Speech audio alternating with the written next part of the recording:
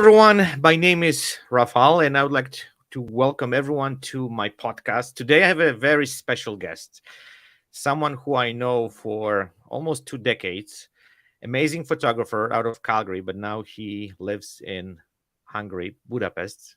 That's correct. That is correct, yes. That's correct. Amazing friend. We've been friends for many, many years, supporting each other when we started our journey in photography. We both were, I don't want to say the best photographers in Calgary, but We were. we And were. Yes, I still think that, we are. we are still, right? Nothing changed. So, I think we've done something right because we've still kicking around. We still in this industry. So welcome to accepting my invitation to my podcast. I was thinking about having you for many months, and now finally you're back in Calgary, which is great. You're visiting our beautiful city. We're going to have a discussion about that city a little bit later on for those one who are really interested how this photography business is working in this city. But welcome to joining, and I'm sure we're going to have a fantastic conversation about photography, our industry, and some other stuff we've been discussing beforehand. So welcome. Thank you. Thanks, Rafael, for having me. It's really amazing. I honestly haven't seen you, other than this, actually, right now for many, many years. And yes, we do go back, and so many things have happened, Yes. since we we worked together, and I photographed your wedding, which was Yes. absolutely amazing. So we kept in contact, and I saw the progression of your photography, how it has changed, and mine changed, and how I have kind of like moved from Calgary to Europe, to Budapest, and created a studio there and started teaching. So life has changed for both of us in so Yes. many ways, but at the end we're still photographers, and we still stick to it, Absolutely. with all the positives and negatives that are happening in the world. And we could possibly talk about that, but anyway, I really appreciate you having me here. I've looked at your work for quite some times, and it's interesting to see that although we both started doing wedding photography. Like, for me, it was portraits how I started, and I Mhm. think nobody just starts as a wedding photographer. You kind of Absolutely. transition into it. For me, the transition was, being a portrait photographer, and then going into weddings, obviously as a moneymaker. And then I kind of came in love with weddings. So it's been decades of like shooting weddings and stuff like that. I feel like for me that has changed, and it's changing consistently. But at the end of the day, we are both doing photography, and you've seen so many people come and go. Like, I've seen so Mhm. many of my students come and go, and there's a very few amount of people that actually stick around in this Yeah. industry. So what is your recipe for, being photographer for so many years? Because as you said, there's a lot of people who just coming into this industry, they have some success, and then all of a sudden they're gone. Um, which in our case, we've been also transitioning from different types of photography because, as you said, you started with portrait photography, then you moved to weddings, you're still shooting weddings, but also I can see for the last many years you really pushing your portrait photography, which is amazing, and we're going to get into this a little bit later. So what's your recipe to be in this industry? It's the passion, it's the commitment, it's the love for photography. I'm suspecting the money, that we could have another discussion about it, because money in photography, it's something that it doesn't it's not easy to make money in photography, especially nowadays. We have to work extremely hard, and I think a lot of people don't realize that making money in this industry, it's extremely hard work, and it's you have to have different ideas, different concepts, you have to have different streams of income, you have to just juggle so many different puzzles to make it work. So if you could explore this a little bit from your perspective, and also I would like to hear a little bit more, if you don't mind, I'm going to just add another layer to this question, because being in Europe also, I know from, like, I didn't work much in Poland. That's where I'm originally from, but it seems like for the last several years you moved to Hungary, and then now you just working there. Is there's a also massive difference when it comes to people seeing photography, paying for photography, and just basically just dealing with this. So I know this is so much to take, but let's kind of let's unpack this whole thing.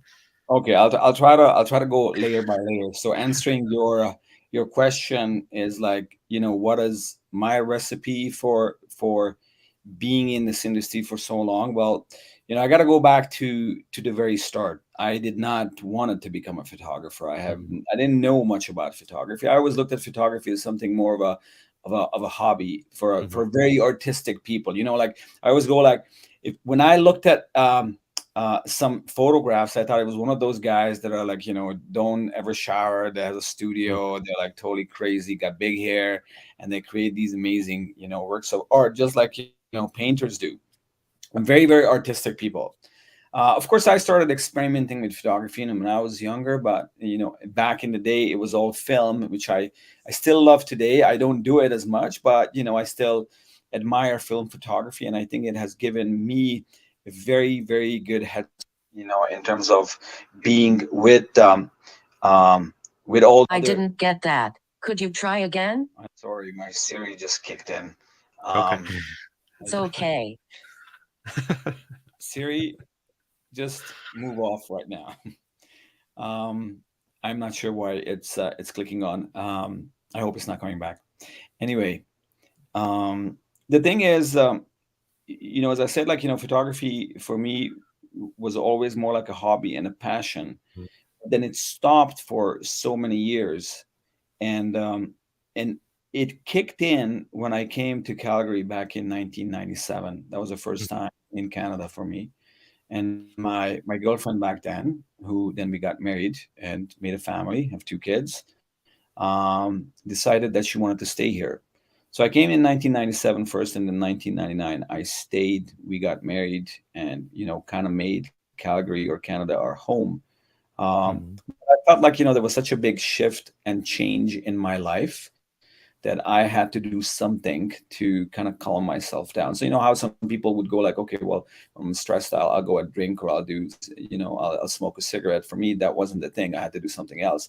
So I picked up my camera. It was all film back then, as I said, and I started, kind of going around and roaming the streets and doing photography of homeless people.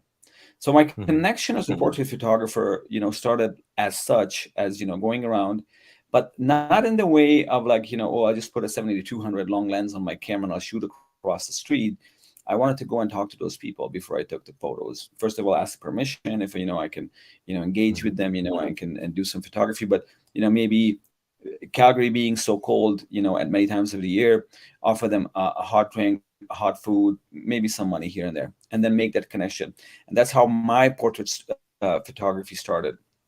And out of the blue, very very fast, there was a competition for Fujifilm Canada, and Mhm.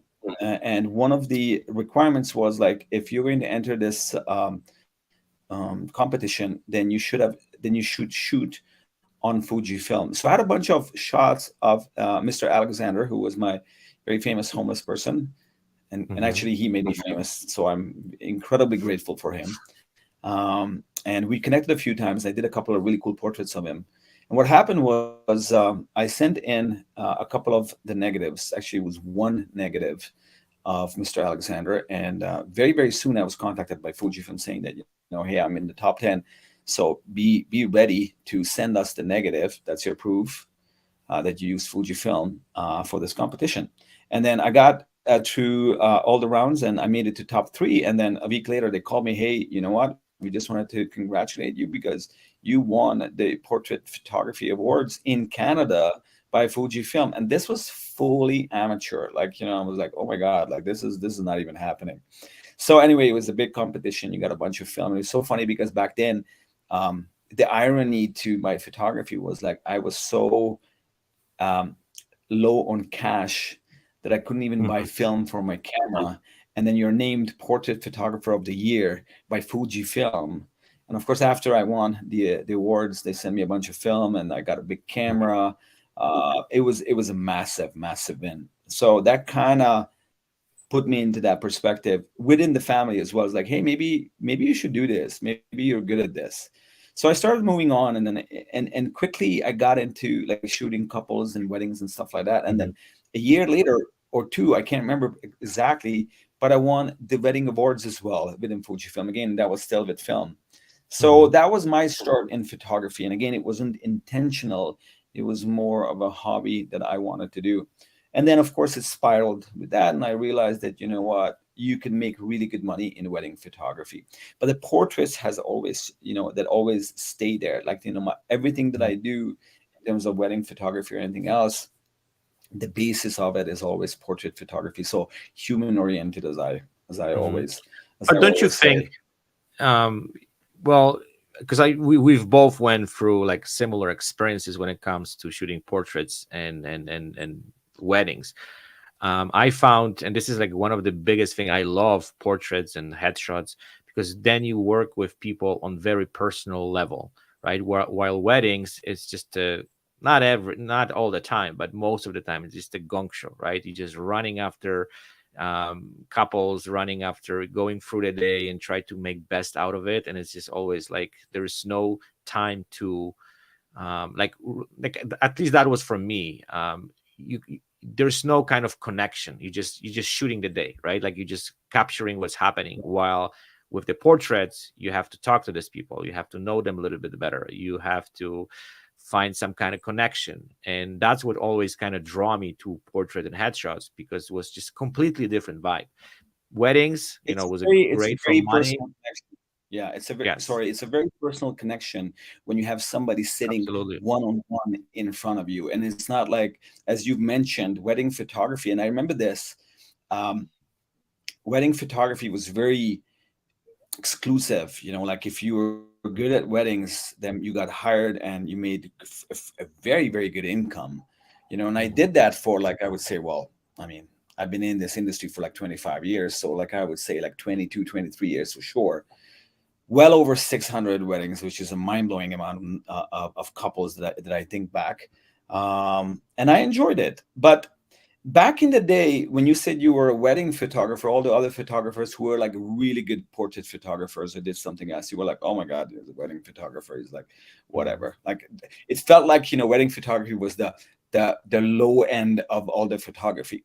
But if you think about it now, going back with all the portraits, going back with all the fashion and editorial and architectural photography, detailed photography, landscape photography, that all incorporates being a good wedding photographer. So somebody who's a good wedding photographer now should know all these traits.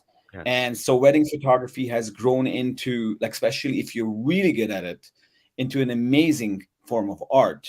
But we can talk about, like, some people, making it as a basic art and then going on and doing a lot of Photoshop work on it, or you just shoot raw in camera. Okay, we got to be careful when I say raw because I shoot a lot of JPEGs, but and Hmm. that confuses a lot of my people. But I'll explain that a little bit later. But raw, as in, like, shoot as is, and you don't touch it up. So my idea of good photography was always, you got to make it right in camera. You got to shoot right in camera. Don't underexpose, don't overexpose. Get your colors right, get everything right. Like I do my own color adjustments in camera, and I shoot a lot of black and whites in my camera. And I transitioned into that black and white. I always loved black and white. So now, if anybody goes onto my Instagram account, and I would say like Instagram, because quite frankly, the web has changed. So Hmm. people asked me for my business card, the other day too, and we're like, I don't have a business card anymore. And I used to have like amazing business cards. Just go on Instagram, check out my work. Don't go on Hmm. Facebook, go on Instagram, check out my work. Don't even Yeah. go on my website, just go on my Instagram, because that is like right now what's fresh. Like you can update it, right off the back whenever I do a shoot, and it's up to date. So that has become my on my expressive way of like showing what I'm doing. Um, Hmm. so the portrait photography for me has stayed, but now what I'm feeling, and this is what you have said, is that I've transitioned back into portrait photography. Hmm. And there are a couple of reasons for that. We talked about like that connection, that really, really cool connection when you don't have to feel that you're rushed. when you don't feel Mm-hmm. that you have to shoot 8 to 12 hours. But you can sit down in your studio with someone, have a nice coffee, have a little drink, talk about them, and getting to know that person like really on a deep level. And Mm-hmm. capturing those character portraits are so incredible. They tell a story every time. And it's what I sort of call for myself. Because of the weddings, it's more like a retirement kind of like photography, because you got to sit Mm-hmm. down, you go in for an hour, you go in for 2 hours for somebody, and then that's Mm-hmm. it. Then you go home. So that's Yeah. my way of looking for pits, and that's sort of like kind of like the story of where I started out and how I Mm-hmm. transitioned into it. Mm-hmm. So yeah, so let's dive deeper into this. So if you could just right now compare, because you've worked for so many years in Canada, and then you moved to Europe, how this whole two worlds compare? Is the massive difference? Is similar? How? And then I want to talk a little bit from the kind of artistic standpoint, how people look at photography or portraits and stuff like that, and also from economical standpoint, like people are willing to pay X amount of money for good portraiture, or also kind of like, I'm not saying like here, because it depends on the clientele, right, which you're working with. But what's the just the kind of overall approach to this type of work? I've definitely found it that in Europe, and again, I'm saying this with all due respect. I've lived in Canada for 25 years. I'm a Hmm. Canadian citizen. I'm a Hungarian citizen, and there's a comparison that I can definitely make, given the fact that I'm from there. And this is interesting because unless you have that experience, and that comparison, you won't know. And so Hmm. it's probably easier for you as well to see the difference between Poland and Calgary or Canada. And same thing for me coming from Budapest to Calgary. And both places has its positive ways of making your life easier. Hmm. But what I did find, and this is specific to Calgary. This is not specific to like other parts of Canada. Let's say Toronto, Montreal, or Vancouver. Calgary is a beautiful place surrounded by these mountains. You can go and have fun and enjoy beautiful nature. Yes, we have cold for 6 months, but I find that we were lagging behind quite a bit in art. In Hmm. recent years, yes, the art has came up, but I remember like being here for so many years, we had like Glambo Museum, and that was it. And then in Hungary, if you go, there's museums like on every corner. There's theaters on every corner. So there was getting used to that and coming over here. This was for me quite shallow, and it still Hmm. is. And I find that the mentality, because of that, and maybe because it wasn't provided, people have now the interest of people in terms of portrait photography, because that's what we're talking about, especially in my case, and of course in your case as well, is very different than, let's Hmm. say, hiring someone as a wedding photographer. Because Hmm. wedding photography, you want to get married, wedding photography is kind of a must. Now, Yeah. portrait photography, and there's quite a difference between what you do and what I do, because what you Hmm. do is you do these really amazing headshots. You light it up perfectly, and there's so much like sharpness and detail in yours, and mine is more of a little bit on the darker side, like more of that character, with one side always in shadow, one side Hmm. always lit up, and always black and white. That's my thing. Hmm. And that's totally cool. But I feel that the type of photography that I do, or type of portraits, not many people want it over here. Versus Hmm. back in Europe, or at least in Budapest, like my studio is almost full. People come, they want that. They want that black and white. They Hmm. specifically come in for the black and white portraits. I shoot a lot of actors, a lot of celebrities, a lot of influencers, and that's again another story to talk about. But those are the people that come in. So anybody that's in the film industry, they kind of like that portrait photography that I do. But that's all I do.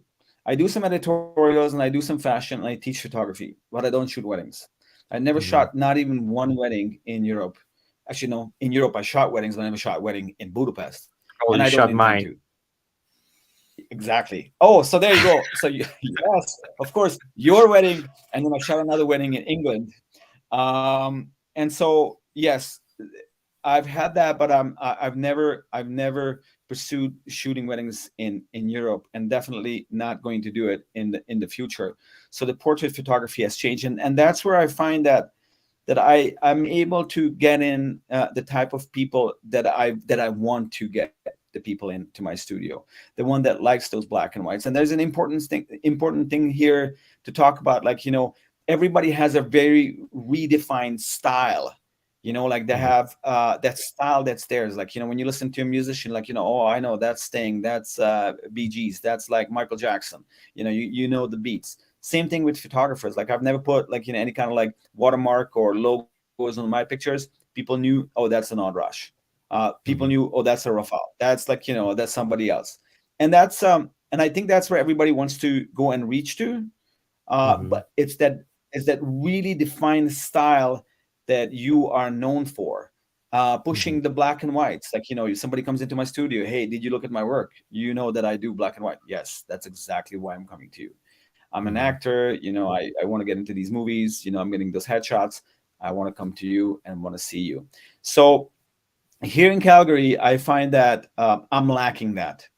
And I thought Mhm. about it for a long time. What is it? Is it because I was always more that wedding photographer here, and I wasn't Mhm. doing as many of the portraits, or what else? But at the end of the day, people are not different and not as different over here than they're in Hungary. They can see my work. They can see, if you go on my Instagram page. Okay, well, I separate it out. I have a wedding Instagram and I have my portrait Instagram.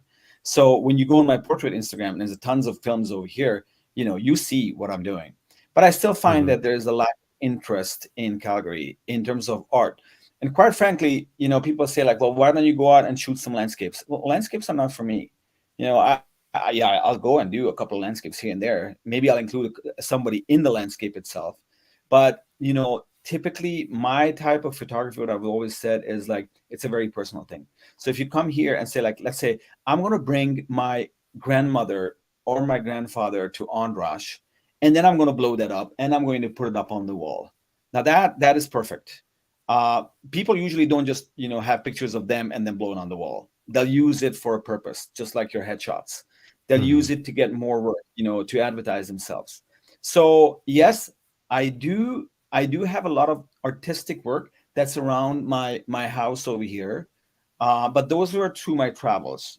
Those are the ones Mhm. that you can actually maybe sell as travel work, but portraits you don't typically sell, Mhm. because it has to be very personal. It has to be like one of those old days when somebody commissioned a painter and said, like, you know what, I want you to paint my wife. I want you to paint me, and we'll put that up. So that's how I look at my work as well. It is very specific, and there's a Mhm. much more openness to this specific photography in Europe, in Budapest at least, than it Mhm. is over here in Calgary. Yeah. So let's go a little bit deeper on this.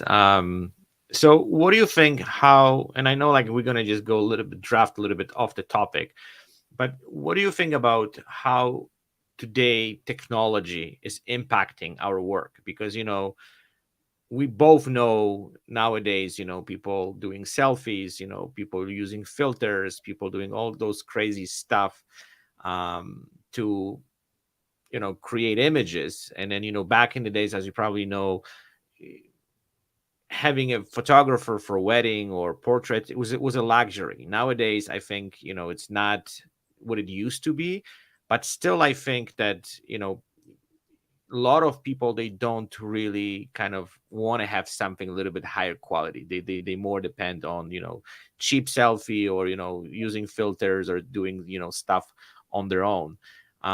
So my question to you is, do you think this is going to get better for us, or is it going to get worse, or we have to work harder to create this specific styles of creating portraits that nobody is able to replicate, or any AI or any filter can do that, or there is any other option?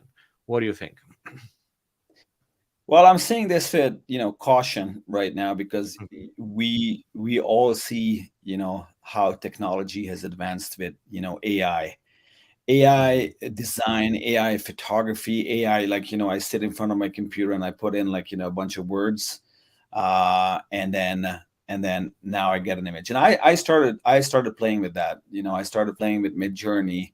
This was back, I think, about over a year ago, and I got into it quite a bit. It was mesmerizing that I could just come up with a bunch of words, definitions, and then AI would just create this image. Let's get out there. Yeah. Um, so it was mesmerizing and it was very addicting. I was on it and I Hmm. was creating these stories. And I said, like, let's, for instance, Marilyn Monroe, sitting at a fireplace, da da da da, with somebody Hmm. in behind, and it would create that image. And of course, at the very beginning, it wasn't as good, so you were missing fingers and you were like just Yeah. crazy lighting and all that stuff. But now, and I haven't played with it for a long time because I got so much into it that I actually stopped. I couldn't handle it Hmm. anymore. It was a very good way of, like, That's interesting. creating. Yeah. So whatever, yeah, was that whatever was in your head? It was like almost like you dreamt something, and you go, like, sit down in front of the computer and say, like, okay, I was on Mars, and there was this astronaut, and there was a shark in the sky, and whatever, and then it Hmm. created it. Like, oh my god! So instantly, the first thing that I thought about was like, okay, well, this obviously is still not dangerous to me, but let's say a graphic designer that actually has to put this together, or a photographer who combined photography with graphic design. Well, how much more will they have a job? Hmm. How long will they be able to stay in this industry? Or are they going to adopt to it by actually using what I'm using and creating, this form of art? And then I started experimenting with portraits. So I put in, like, African tribe, Hmm. dark skinned man looking straight into the camera. And I got some unbelievable results. It was Hmm. mind blowing. I even posted it on social media. And so the idea was behind it, like, well, let's say if I don't have the time to go to Africa to visit this tribe, I'm gonna just create it on my computer at home. It was Hmm. it was freaking dangerous because it looked really, really good. Hmm. And then I started realizing that how when I was using it for months, that I got, like, just overwhelmed with everything, and I was missing. And I started missing that connection. I was still doing portraits, obviously, on the side, but I was still missing that connection. So I went, like, well, okay, I can create this at home on my computer, but I really want to go and travel. I want to go and experience that person. I want to see that person wake up in the morning, react to the sun, react to the moon, react to its environment, and being Hmm. able to sit down with him, just as I sit down with Mr. Alexander when I won the Portrait Awards, and being able to go deep into his soul and capture some amazing images. So I feel like, photography in this standard at this level will always be there. People will Hmm. need that connection, but it will change. It will change. And if we cannot adapt to it, a graphic designer can't adapt to it, then there will be people I can see in the future, and I hate to say this, somebody will go up to a wedding photographer and say, listen, I'm going to give you $500 or $1,000, and I want you to imagine our wedding in Iceland, with the two of us. And then you give me these couple of words, and that photographer or artist can actually sit in front of the computer and create a bunch of images. And I'm telling you this because I tried it. I tried this. I And it's went working. and it worked. And this was Yeah. this was a year. This was a year ago, and since then, AI has changed and evolved so much that I have to look really close to decide whether this is real or Real not. fake. Yeah. And I'm sure you have seen it too, like on social media, when people share a bunch of images now, people go like, "Oh my God, this is crazy! I've never seen this before." And then if you're a little bit tuned to it because you're an artist and you do photography, you can tell, like, it's an AI generated image. But Hmm. most people now, they They don't won't know. know. Yeah. They don't know. So time will Well, come. but the question is if this is really photography or this is just something which was generated, right? Because I think we need to create this kind of separation between those two. Because let's say and I know we both shot a lot of those destination weddings, right? We went to these amazing locations. We had this amazing experiences with the couple going on the beach, shooting in the sand, shooting in the water. Like we were doing some crazy stuff. And I remember, not only as a photographer, but also for those couples. That was experience. That was something they remember. That was something with their cherished the rest of their life, you know. But if you, let's say, take couple crazy shots and then you can generate it, this beautiful background, beautiful island, you name it, right? Like you can just these days do anything. How much this is experience for them, and what kind of, like, you know, it's a great photos, but behind these photos there's absolutely nothing. There's no experiences. They Yeah. never been into this location, and probably that location also is generated artificially, so it's not even real. And the key So is, what you just, and the key is what exactly you just said, is the experience and the memories. Because when you sit down with someone to do a really cool, deeply emotional portrait, that person, and not just that person, but you as well, will remember that moment for a very, very, very long time, if not for the rest of your life. mhm, And I think, as society is becoming, especially now, shallower, these experiences have to stay. Because if you mhm, just keep going into photography, say like, hey, you know what, I need an image of us on the side of the road with rain behind us and a bus coming by, and somebody generating it, that's not the experience that you actually, encountered. So you, I think it's important, and people will still go to those places and hire photographers, and we will all go and go to those places, because we need that experience. We need to remember when we're sitting out in the sun and how you felt that sun hitting your head and creating that warmth, and you smelled the fresh breeze from the ocean and the flowers and the people around you, and mhm, drinking, tequila, let's say, for instance. mhm, So am I saying that that's going to be there forever and people are not going to go down the road where they don't need that? Possibly that's going to happen. I'm hoping, or at least not in my lifetime, that people are opting more for the less of an experience and an AI generated image, versus going there, hiring the right person, and say like, look, we're here, the sun's shining, I smell the flowers, I'm drinking my tequila or mojito, mhm. and I want you to take a picture. Yeah.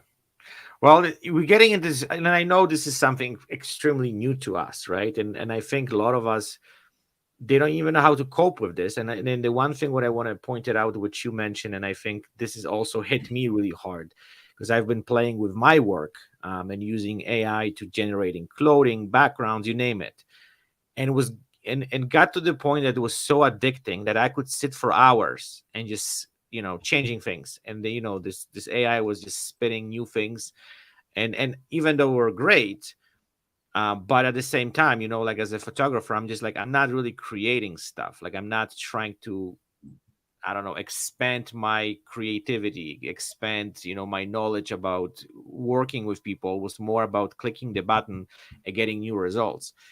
And I think that's what is fascinating right now, like which direction this whole thing is going to go. Because you remember, and I don't know if this is a good comparison or not, but we both experienced this really well. You remember when we transitioned from film to digital, right? It was just like the revolution. We just like, holy shit, Yeah. like, oh my god, I can take 5,000 pictures, on this little card, and then I can just shoot endlessly. There's no limits. I can do whatever. I can see the picture, which was another crazy thing for us.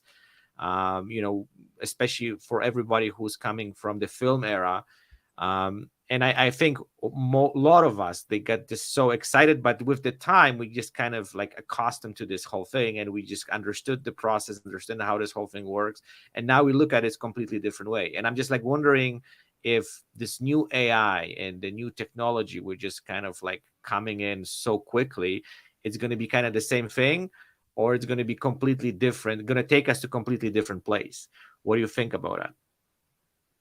Well, I think it has its dangers of what you've Hmm. compared, film photography with digital, because, as you said, we went through that. And I remember buying my first digital camera, and I remember this was actually a wedding. I took it out to a wedding first. It was a Canon 10D, and Hmm. it was on my side. and then I had my film camera, and I kept touching my film camera to shoot with the film camera. And I was like, okay, here's a digital camera. Like, I don't know how this works, but it's kind of cool to have it. So I took a couple of pictures. Yeah, that's kind of nice. I can see, how the pictures turn out, but, I'm still more comfortable with my film camera. So, but then slowly you started transitioning into it. And then, as the megapixels grew and the cameras were like being more advanced, you Better start quality, yeah. going from here, the instant results, people can see it. Your work actually becomes more accurate, because like, okay, you're good with film cameras, and all your settings. You might even light meter it, but here's this Mhm. camera that shows you right away if you messed up. If you're underexposed, you're overexposed, this camera will show you. And that Mhm. anxiety is not there. We're like, okay, I just finished a wedding, I have 12 rolls of film or 24 rolls of film. I'm going to give it to the lab, and they might screw it up. Mhm. I'm going to take it home and I'm going to adjust it, with transitioning into Photoshop and early Photoshop, and post production. So I think that's exactly what is going to happen, what is happening with AI as well. It's becoming more and more advanced, but we'll have to draw a line on where and how much you're going to use it and to what effect. So I'm not afraid of, not being able to photograph people and connect with them, because that personal connection is so important. Remember that Mhm. the personal connection, when we switched from film to digital, was still there, and it still is there, because you are there personally. The couple Mhm. is there. You can touch them. You can put them together. You can create the environment for them. But like, and again, we go back to what I said, is like, you can do this from your home computer, and there will be companies, maybe not individuals, but companies that will say like, you know what, why don't we get this done with somebody who's really amazing at AI? Let them create our next campaign. That will happen. Mhm. So there's Mhm. got to be a lot. There's a transition, and there's got to be a lot of people out of work. And I feel like, if you're concerned about that, then maybe you should go into it a little bit more and start learning what this whole AI generated image is, because it's fascinating. If you're good at it, I think. And there's a good example. I know a photographer. I'm not going to name any names. I respect Mhm. everybody. And is an amazing photographer out of the U.S. I've seen many of his wedding work. Really creative person. And when AI came out and it reached a point where it was pretty accurate, he started creating these images that were mind blowing, very colorful, with people in it. I don't want to give too much away, but with Mhm. people in it. And then he started selling them. He was smart in that way. He created Mhm. limited prints from these images in an online shop. Like And believe it or NFTs not, type? yes, and believe it or not, he was selling these images for like 2,500 to $5,000 each, with a Wow. limited of 10, with a limited of 10. And I remember seeing one of his posts, and he said that, I'm just opening my store. These are the limited prints. These are the new images. Go in there, pick what you like, but they'll be gone fast. And within 2 hours, all his Sold prints everything. were, all his digitally created at home prints were sold. I don't even want to think Mhm. about the dollar amount. So if you are, if you want that, you can make it happen. Mhm. Um, is it good, for us as photographers to have it as a retirement income, sitting in front of the computer? You're a very creative person. I'm a very creative person. We have wild imaginations. We can make these things happen. So I think there's an opportunity to learn from this, but it has to be in its right place. And again, Mhm. I go back and I keep going back, and I will go back to that personal connection that we have with our portrait clients when they come in. Talk to them, have a coffee, understand their soul, go in there, make them do that psychology that I always do in my portraits, and ask them questions about even their personal lives, where they, it's so incredibly wonderful and beautiful to see a man when you ask him something that resonates with him in his personal life, and he goes like, yeah, you know what, that was really hard for me. A divorce was really hard for me. Losing this person was really hard for me. And then you go like, you know what, that's beautiful, just stay there, I'm going to take this picture. And you create these beautiful character images. You create these beautiful, soulful, deep images of that person. I think that we will never really have on a computer. Yeah. But don't you think also, like, the way I look at it, sometimes people come to you because of you, because they know that you are this unique artist who could capture people specific way, and they're coming to get photographed by you because of you. You know what I mean? And I also think that AI will never going to replace this, right? Because AI can create some stunning stuff, but I think there's a lot of things which are coming from photographer when you taking portrait or headshot, whatever, that you see things specific way. And I think AI at this point, maybe in the future, but I don't think it's capable of doing this right now, to kind of capture um people this unique way, and you have this kind of consistent unique style of capturing people, Mhm. right? Because AI just spits stuff out, like whatever you just prompt in it, it just kind of gives you the most accurate things. But it's still, I think there's no emotional connection, right? And we talk about it, pretty much for the last half an hour about this. Um, but my question to you is, maybe we as a photographers have to more focus on, I don't know, I think it's going to sound bad, but promoting who we are, right? Like, like a painters back in the days, like this, let's say, king or queen was painted by this amazing artist, and it was not because the art he created, but also who he was, right? And I think Yeah. maybe photographers, like, I'm not saying they're going to fight with this AI, but maybe we should focus a little bit more on creating this stuff. What are we talking about his connection, about his specific approach to photographing people. But a lot of Maybe people, that's but a what lot we of should people don't. Sorry, but a lot of people don't do. have that as a basis, Rafael. And I've seen this on my students. I've been teaching for over 15 years. I've taught around the world. Most of my workshops and seminars are always in Europe. They're always full. I do very few here in Calgary.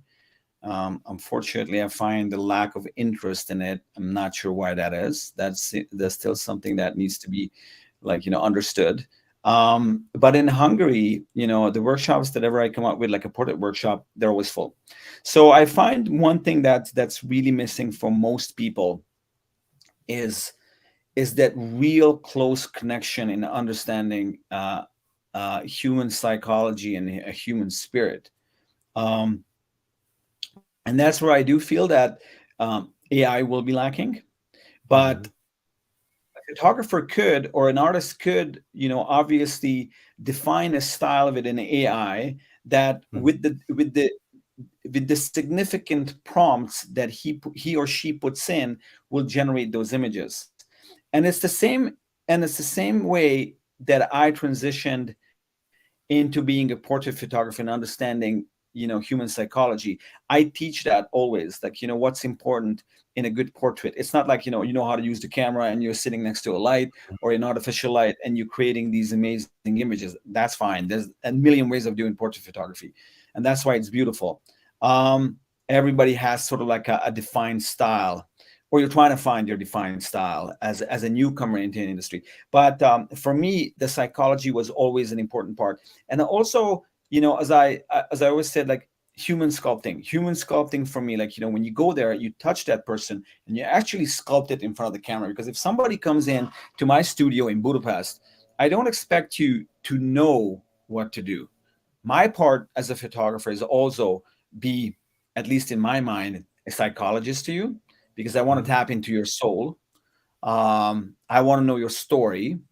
I want to make you look good, but I also want to photograph how vulnerable you can be, even as a man. Mhm.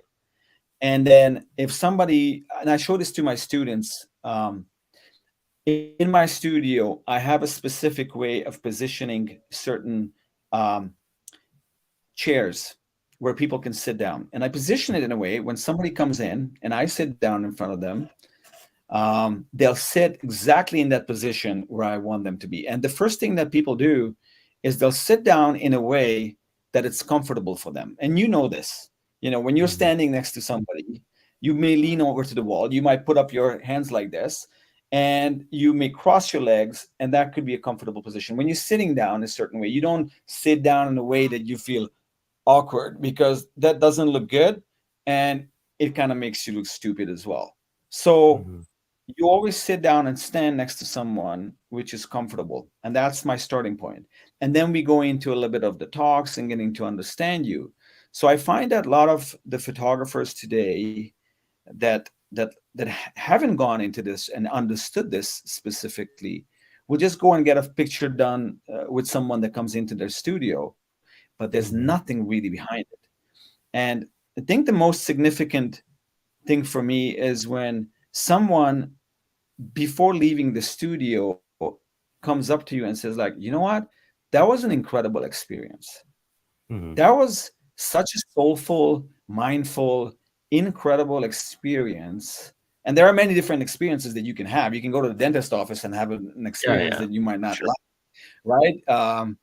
You can go to a coffee shop and get someone that's a rude server, but leaving the studio with an amazing portrait or a set of portraits and talking to the photographer and telling him, like, wow, this is amazing. I gotta come back here. I gotta bring my wife back here. I gotta bring my kids back here. I gotta give your name to someone, because I had no idea that this would be such an incredible experience with that result that you just showed me. So for me, Mm-hmm. that is good portrait photography. It's a complex photography that you can do fast, but if you don't understand the basics, and the basics are not the technical part in the camera, but the psychology, the human posing, human sculpting, and all those other things that goes really deep inside, you're going to fail. Mm-hmm. You're not going to be in the industry for too long. And that's what is exciting for me. And that's what kept Mm-hmm. me in this industry. It's because I'm always meeting new people. I'll call someone up. I'll say, look, I saw your picture. You're an interesting person. Would you like to come in? Because I need to create content as well. Mm-hmm. But on top of that, that defines my style. And so, for instance, I'm going to tell you quickly right now, if I write to someone, even an actor, actress, or a magazine, and I say, listen, I'm so and so photographer. I would love to work with this person. Um, Here are my images. Let me know. Mm-hmm. 99% of the time, I always get a response saying, like, we would love to come into you. But I Mm-hmm. also remember, like, when I started that, I couldn't do that. We had millions of photographers contacting famous people, and they were like, Yeah. okay, well, sorry, there's nothing behind Yeah. you. So you needed that time, you needed the experience, and you need to give them that experience so that they can see it on their photo. When people say, like, Andras, talk about your photography. I don't talk about my photography. My photography talks about me. It talks about, how I create that relationship with my client that's sitting in front of me. So this is a good time to jump in to show a little bit of your work. And what I would like to kind of hear from you, if you could just give us a little bit of story behind the image. As I said before, and then we talked a little bit about it prior this podcast, that we're not going to get into any details when it comes to the technical stuff. Just tell me a little bit story about the person. Who that person is, how you got into this photo shoot, and what kind of, I don't know, because those are really really specific images and there's specific feel to it. So I would like to talk a little bit about it. So I have a couple, I have few images which I would like to go through with you, and this one is one of my favorite of yours. I don't know, it's always kind of So okay, has so let this me let me emotion. turn so let me turn this back to you, because I think Sure. this is exciting. So when you look at this image, what do you imagine? What do you see? I mean, I know what you see, but what do you think the story is? What the story is, what Yeah. I see is, for me, the way is like a meditation for this guy. He is in some kind of deep thought mode right now where he's thinking about some, I don't know, maybe not problems, but some very philosophical things, I would say. um eh, is this kind of like, how I can describe this, the way I see it, there's something secret about his image. There is something which is hidden, and you're just looking at it and you're trying to kind of figure out what it is based on what this all those the cigarette. I can also Mhm. notice like he's got a hands which are um, look like a hardworking man. The rope also has a lot of meanings for me. I don't know how I can kind of feel that, but add something to the image. Do you Um, imagine? Do you imagine? Do you imagine where do you imagine the location to be specifically when you look at the rope and the guy I and would his say hands? it's some kind of ship or I don't know ocean place. That's Like a what I would. shipyard, like a dock Shipyard. worker. Yeah, yeah, yeah. Yeah, that's exactly. So that was the idea behind it, and that's what Okay. I love to do. Is I like to create these little stories on spot that don't even make any sense. So Mm-hmm. this gentleman is Tom, and Tom is a hard worker. He works. He used to work for a very good friend of mine, which is an event company. They would set up events for a lot of weddings. Mm-hmm. And I was at the yard where they have all these items. And at the very end, I saw Tom, and he was such a character. And he was always on the cigarette. And I found a Mm-hmm. rope on the side. And I said, Tom, just come and sit with me for a second. I'm going to use black and white. And I'm going to create this dock worker in a shipyard kind of shot with you. So the rope, as you've mentioned, is the one that actually makes it more into that shipyard kind of thing. Because without the rope, I mean, this would be a guy that's thinking, meditating, cigarette, thinking about, about life. But the rope is very specific, and the rope had its purpose. So that's exactly what I wanted to bring out is this English dock worker waiting for a ship to come in and unload it. Yet this is here in Calgary in pretty much a junkyard with a bunch of items and the rope on the side somewhere on the ground. Put it around the guy and create and making him into an English dock worker in a shipyard. But it has Mm-hmm. nothing to do with that. So that's the Okay. beauty about portrait photography when you create it, because people can look at it and they have a different idea of the photo, and everybody will come out like, yeah, he's thinking about this. This is where it's happening. No, it's totally different. And Mm-hmm. that's why good photography is important, because you can tell an amazing story Sure. from a story that doesn't even exist. Mm-hmm. Cool. Okay, let's jump to the next one. So this is actually a pretty recent photo of mine. Her name is Anita, and I so this is a story where I've actually seen her. She's an influencer in Hungary, Mm-hmm. and this was shot in my portrait studio. And I don't know how we connected, but her pictures came up on my feed, and the one thing that drew me to her was her hair. Yeah. The short hair being up, and it had so much volume and texture to it, and she has this incredibly beautiful face. So when I looked at her, I said, like, oh my god, like, she to me is like Peter Lindbergh's models. I want to Mm-hmm. bring her in. So I wrote to her. I said, like, look, listen, Anita, my name is Andras. I do these cool black and whites. I would love to have you in my studio. And she replied, I said, yeah, I would love to come in. So she came in, we did a session. I opened my window and I actually shot through the window into the studio and Mm-hmm. getting these reflection shots of her. And then we always come up with, I love hands. So hands are an integral part of photography for me, because your hands tell a story. The image that I won with in Fujifilm, Fuji Awards with Mr. Alexander, Mr. Alexander's hands were in it.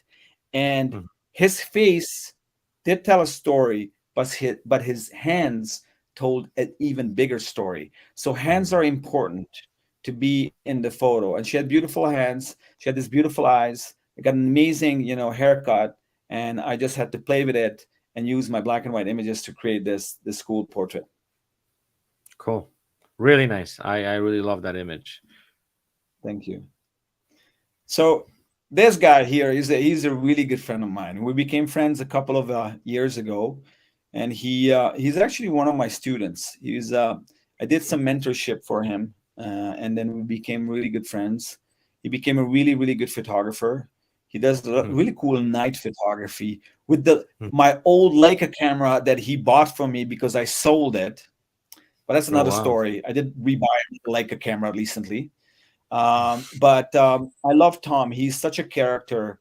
And this was actually done at a workshop that I had 15 women learn from me. They had their own little club, and they wanted to come and do like a private workshop for their little club. It was all 15 women, and I said, okay, well, we need some girls, we need some guys. Let's bring in Tom. You know, he's a good looking boy. He's a good looking guy. The women will love him. And so again, this is shot exactly the same location as the previous picture with Anita. The only difference is the window is not open. The window is close to Okay. the window itself. The glass is close to the window itself, so the reflection is coming from is not coming in. Hmm. And again, this is all natural light. I Hmm. very seldomly would use my studio lights. It's all natural light. It's one window light coming from the side, and again, it's the character, with the cigarette. And I know cigarette is kind of overrated, but I love cigarettes. Guys with cigarettes, women with Well, cigarettes, definitely they add look some amazing.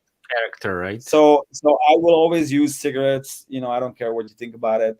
It's fine. Hmm. It's not going to Yeah. redefine your life, and it's like telling someone on the C train, hey, don't, not on the C train because you can't smoke on the C train, but on the street, like, don't smoke because it's not going to be good for you. Yeah. That's his life. Let him do it. And if he's Exactly. smoking, then come into my studio and let's add that to your photos because it makes you even look better.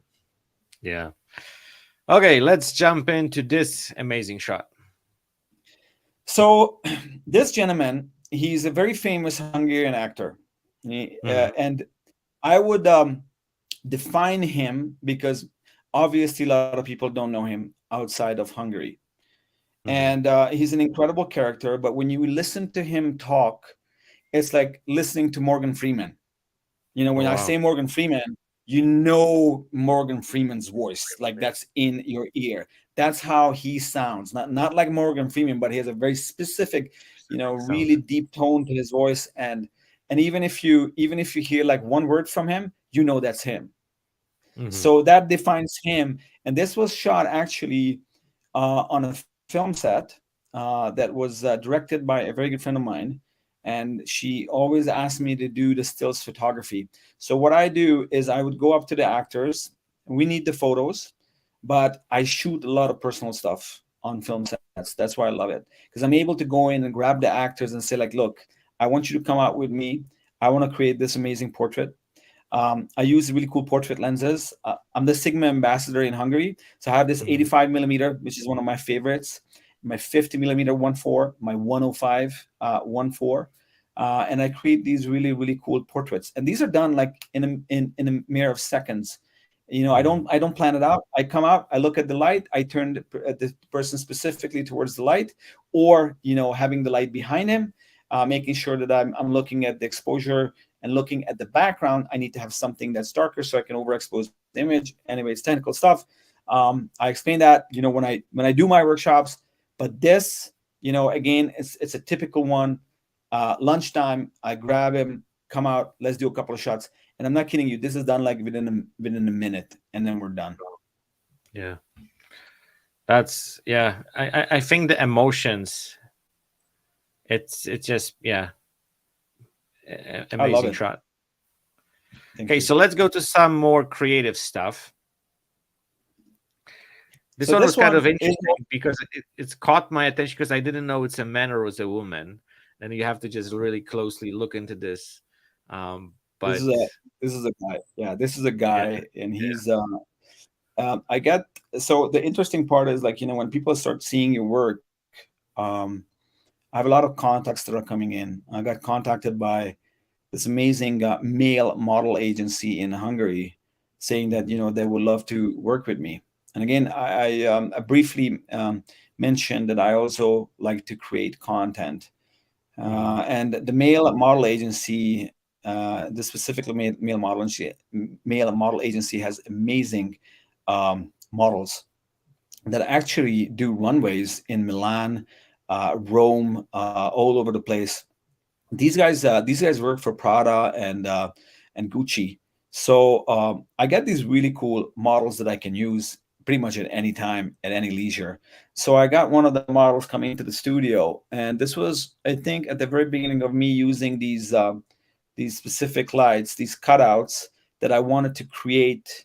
You know how you go into, let's say, a tropical paradise, and you have the palm leaf, create a shadow on a woman's back, love those shots. Well, this was, the idea behind it. So I bought a light, a Godox light that has these really, really cool cutouts and creating these patterns. So I was just playing around with the patterns. Mhm. Realistically, that's what it was. Trying to position the model in a way that where his head is not fully cut off. There's still, obviously the stripes in there, but because this is a circle, but your body is, obviously splitting the circle up, you'll have these really cool lines come in, and they're like kind of caressing you, given the fact that your lips need to be free. You need to see his lips. His lips were really cool. So I didn't want it to cover up. So that's how sort of like this image was created. Mhm. Really cool. Okay, let's go to the last image, which is also really emotional and really cool. Tell me about that one. Oh man, I was hoping that you were not gonna pick something like this, but you know what? I think it's if you're at it, then let's talk about this one. This is a hard one because Mhm. um, a few years ago, I got contacted by a good friend of mine who I also met on a film set, telling me that her friend Lana is going through some hard times in her life because she's sick. She Mhm. has terminal cancer. Um, she's got some time left in her life, and she wants someone to capture her and her family together before she's gone. I'm Mhm. hoping that I'm not going to get too emotional here because I'm a very emotional guy, even though sometimes I don't look like it, but still, Mhm. these are emotional pictures. And and I've had some requests before for certain things that I really didn't want to do. Being a father, like I just there's certain things where I draw the line. I don't want to see any kids in pain. I don't want to see any kids dying or any. I don't want to go into hospitals where you had stillbirth, and people take pictures. It's a thing they do.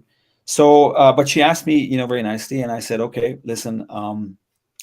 I don't want to be selfish with this thing, and I will create it because I know it's how important it is to you, and I know that I can create something amazing. But I'm gonna we're gonna create some beautiful images. We're gonna create some happy images, but we're also going to create most of our images that are going to be very, very heartfelt. It's going to be very, very strong. It's going to be very, very painful. So we're going to all cry. You're going to cry. I'm going to cry. We're all going to cry. So I showed up and I had this script. I had this it's like going into a movie and you write a script to it. Um, and I thought about everything. This was in Edmonton. I had 3 hours of meditation and like, how am I going to do this? And when I got there and they showed up, um, they had a little boy who was really happy running around. There's a bunch of these images that I have, and you pick this one, Mhm. and so I instantly threw out the script the window because I was like, okay, I can't do that. I can't make this into like this crying session. It doesn't matter how hard it is going to be. So we started doing, the picture with the little boy with mom, little boy with the two of them, with mom and dad, and then he, how little boys are. He was wandering in the forest, and he was playing around. And I said, okay, well, you know, let's do our photos the way we wanted it. I started talking to Lana and her husband, and I said, look, I want you to hold her, really tight, and imagine how it's going to be when she's not going to be around. And of course, we all started crying, and it was super emotional. And we transitioned into more of the photos. And this was at the very end. And there's like 4 or 5 of these incredible images where you can see that true love. And even though Lana is smiling, you can see on the husband, that sense of like, I'm going to lose you, and I Mhm. want to hold you forever. So yeah, it was a crazy, crazy hard session, and I have to say that many people have seen these pictures now, and now I've actually had 3 requests to do similar shoots, which I really did not want to do. That's not where Mhm. I was going. Obviously, I'm here to display and create amazing images, but now I have had a request from another lady that I also know very well, and she wants to create and she wants to recreate something like this. And I told her, I said, like, please don't tell me that you want the same images because that's gonna destroy me. But I Hmm. understood also that it's one thing that it makes me feel like really deep inside and painful, but how incredibly healing, my photography can be for a family or for an individual like her. Hmm. So I can't say no. I can't say I'm not going to do it because it's going to destroy me and I'm going to cry. I can Hmm. cry later. That's fine. But I want to create that images because it's the biggest. I think it's the most incredible feeling, and respect when somebody says, "Look, I want you to capture the end of my life. I want you to capture this stage of my life because it's painful, but it's your photography that will make it, last forever." So that's the Hmm. story behind this. Well, you can really feel that from that image, and that's why it's something that you cannot just kind of scroll by and then like just take a quick look and just kind of move on. This image really kind of touched me because I kind of felt that's might be the story behind it, and then you not only capture that but also you just make it so, yeah, it's really, I would say it's an And iconic yes, image. Lana is no more. Like, she passed away, Hmm. I think 2 years ago now. Yeah, Okay. so the images stayed, and I'm happy and grateful that I had the opportunity to photograph them. It's Hmm. painful to see it, even today, but again, it has that sense of like, you know, um, it has that sense of relief that I was able to, create something for that little boy. Is what she wanted. She wanted that Well, her little you boy you freeze the to time, right? You yeah, just left a memories. You left something extremely special, and I think they're gonna cherish those images the rest of their lives. Like there's no question about it. And I think that's something what a lot of people don't realize. That's our mission as a photographers, right? Because I started seeing it's also kind of heartbreaking sometimes.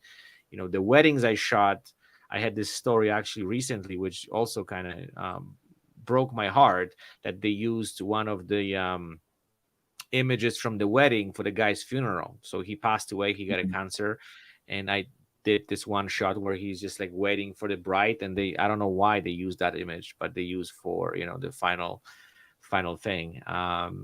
And then that's where, as you said, it's really hits you, where you can do something so special that you cannot even put price on it. You know what I mean? It's something that it's priceless, is something that's gonna last for many years, and these people gonna definitely, you leave them something, such a amazing little thing that is gonna just, yeah, I don't even have words, like I probably, notice I'm yeah. losing even what I'm trying to say, but it's a lot of, I It's think hard. people don't It's very realize hard. what we do. Yeah, It's it's very hard. hard, but Hard. you know what?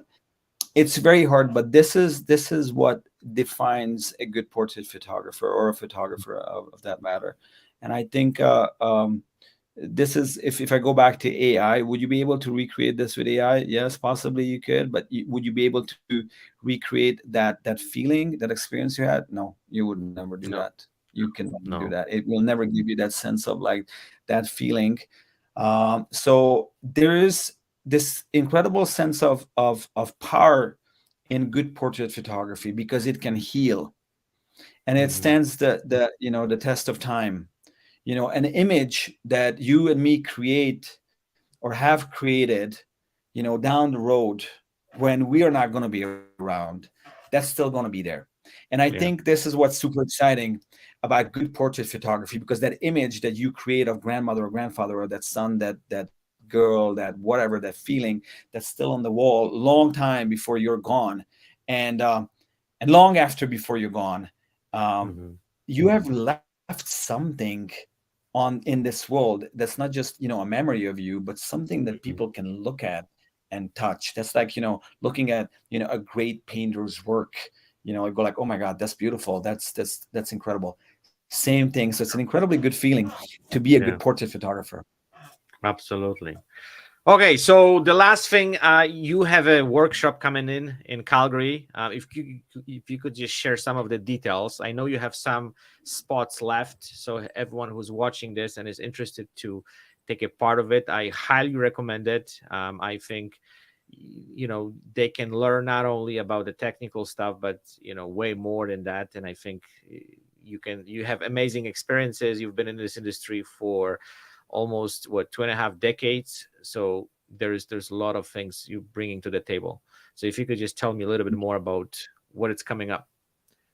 Thank you. So 23rd of July, I'm going to do a Just portrait workshop. Sunday. Okay. Yeah, exactly. Not on a Saturday, because I mean, I understand that most photographers will shoot a wedding. So 23rd of Mhm. July, it's a full day. It's either going to be 10 to 5 p.m. or we're going to start late. We're going to go 12 or 1 p.m. to like 8 p.m. depending on the lighting. I'll have to check on the weather, but the workshop is going to be there, and we're talking about whatever I pretty much explained right now in terms of psychology, human sculpting, understanding your client, understanding lighting, understanding natural light, understanding studio lighting, a combination of the two. We're going to go shoot in a studio. We're going to go outside. We're going to create some really cool editorial fashion shots as well. But we're going to emphasize lots on portraits. And one of the most important thing that I teach is like how to set up your camera.